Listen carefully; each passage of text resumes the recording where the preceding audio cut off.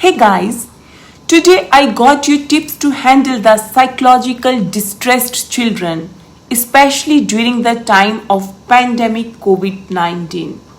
This pandemic have put a very negative impact on human physically, mentally and socially. Do you know? One out of every four children is dealing with the feelings of anxiety and psychological distress, which includes depression. Distress rate in the children living under COVID-19 has increased by 58% over the year. Due to lockdown, social restriction and school closures, 65% of children are struggling with boredom and feeling of isolation. COVID-19 has affected almost 1.3 billion children across the globe and left them behind dwelling in the uncertainty about their academic and professional future. There are several reasons behind their mental distress, like lack of outdoor exposure, missing their routine, friends and peer circle. Human mind is very active and responsive to the patterns. Feelings of helplessness, loneliness and fear of being socially excluded or separated are common these days. Prolonged stress, boredom and lack of social exposure can lead them to higher number of mental health conditions such as anxiety and severe depression. As we cannot prevent emotional storms at home, but we can at least learn them to handle more effectively.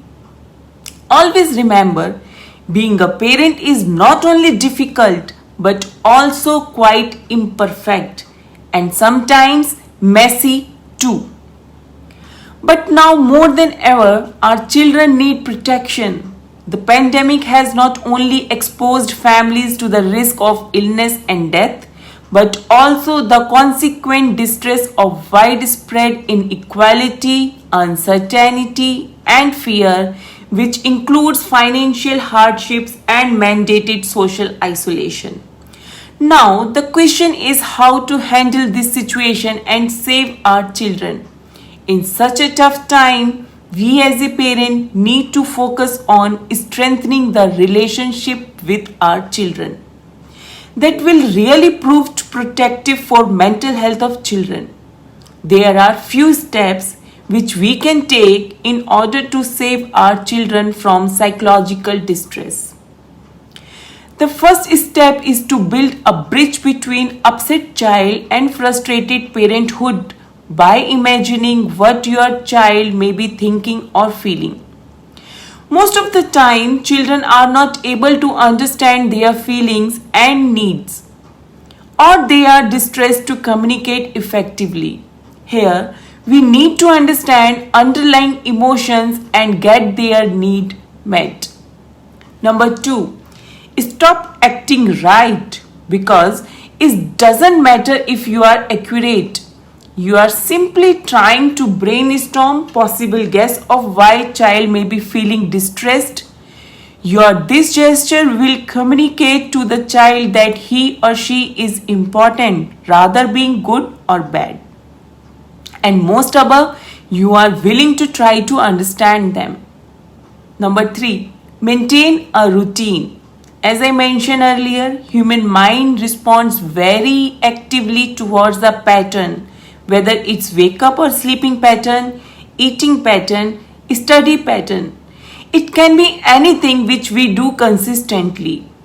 First of all, start practicing to wake up 30 minutes early every day until you start getting minimum 2 hours with yourself and your child before getting engaged or busy in your daily schedule. Number 4, stop being judgmental. Please stop evaluating your child basis upon the performance and achievements of other children.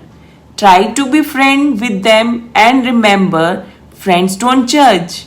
They may criticize you, but even then, they know that their critic is their biggest or trustworthy support. So be friend to your child.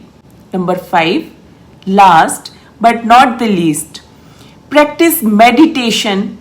During these stressful time and routine, everyone is stressed, regardless the age, gender, occupation or financial status.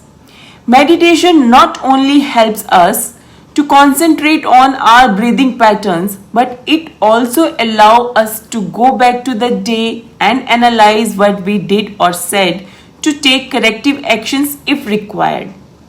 In this process, you just need to be true to your own self. Meditation also helps to fight with mild depression.